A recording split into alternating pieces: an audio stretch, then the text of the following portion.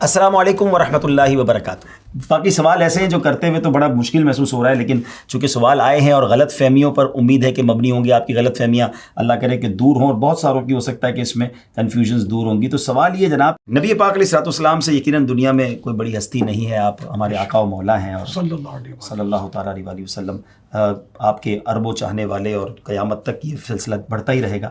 لیکن ان سے ملاقات کے لیے کبھی ہم نے ایسا کوئی احادیث میں روایتوں میں نہیں سنا کہ بھائی کوئی قافلہ کر کے آؤ یا فلاں آپ کے پاس سرٹیفکیٹ ہوگا تو ملیں گے،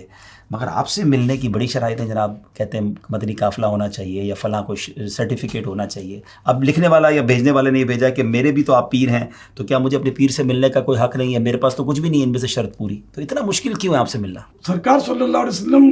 کی ملاقات کے معاملات اپنی جگہ پر یہ مثالیں دیونی بھی مناسب نہیں ہوتی۔ سرکار صلی اللہ علیہ وسلم کی شان اور ہم لوگ گناہ گار لوگ کا، تو میرا مسئلہ یہ کہ اگر پہلے میں ملتا تھا، آپ کو اگر یاد دلاؤں تو ایک بار بوڑھوں کا مدنی مذاکرہ تھا، بزرگوں کا، ٹھیک ہے نا، تو اس میں رات کو یہ مدنی مذاکرہ ہوا، پھر اپنے حساب سے ہم نے ملاقات کا سلسلہ شروع کیا، اور ملک بھر سے بزرگ حضرات تشریف لائے تھے۔ تو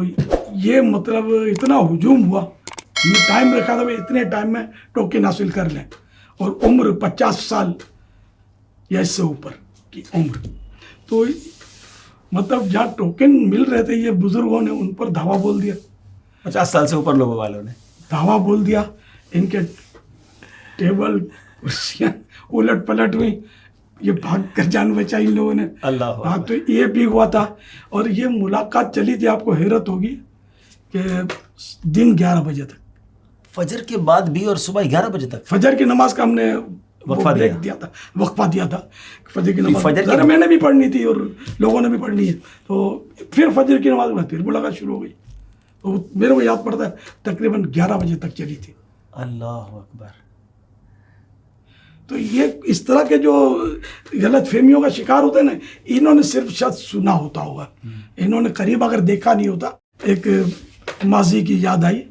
غالباً فیصل آباد میں اجتماع تھا، یہ اپنے دھوبی گھاٹ میں بہت بڑا اجتماع ہوتا تھا وہاں، جب میں کراچی سے چلتا تھا سندھ میں داخل ہوتا، پھر پنجاب تو خیبر پختونخوا، اس طرح یہ دورہ ہوتا تھا۔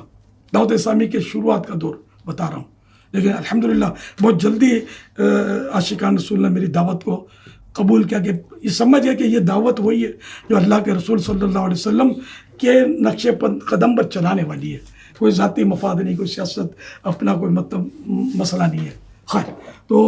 ایک نوجوان نے کو ناراضی والا پرچہ مجھے بھیجا، وہ دوران بیان، کیونکہ وہ بانس وغیرہ چاروں طرف بندھے ہوئے تھے، تو بولا یہ آپ نے مطلب یہ کیا کر رکھا ہے، یہ بانس باندھ کے رکھے ہیں، کوئی آپ کے قریب نہیں آیا کہ آپ کو کوئی مار دے گا، کھا جائے گا، پتہ نہیں وہ اس طرح کا اس نے لکھا ہوا۔ تو میں نے اسی اجتماع کے دوران اس کا جواب دیا، اور جو بھی مجھے جیسا آتا تھا میں سمجھایا کہ یہ ہماری مجبوری ہے، پتہ نہیں اس کو سمجھ آئی یا نہیں۔ اچھا، پھر جب یہ دعا وغیرہ ختم ہوئی، صلاۃ والسلام ہو گیا، وہ پبلک نے جو دعا بولا اور یہ کراس کر کر کے گریل جو تھی نا، پھاند کود کر جو یہ اندر آئے اور ہڑاوڑی کی نا، تو ان میں وہ بھی شامل تھا۔ یعنی میں تو نہیں جانتا تھا، اس نے کہا کہ میں نے آپ کو پرچہ دیا تھا اور اب میرے کو سمجھ آ گئی کہ ماسک کیوں لگائے تھے آپ نے۔ اللہ اکبر۔ تو خود دیکھا تو اس کی سمجھ میں آیا، ورنہ اس کو بھی ہو کہ یہ کیا یہ تماشا لگا رکھا ہے، ماسک کیوں باندھے، کھا جائے گا، کوئی قریب تو جا نہیں رہا اس کے، لیکن پتہ چل گیا۔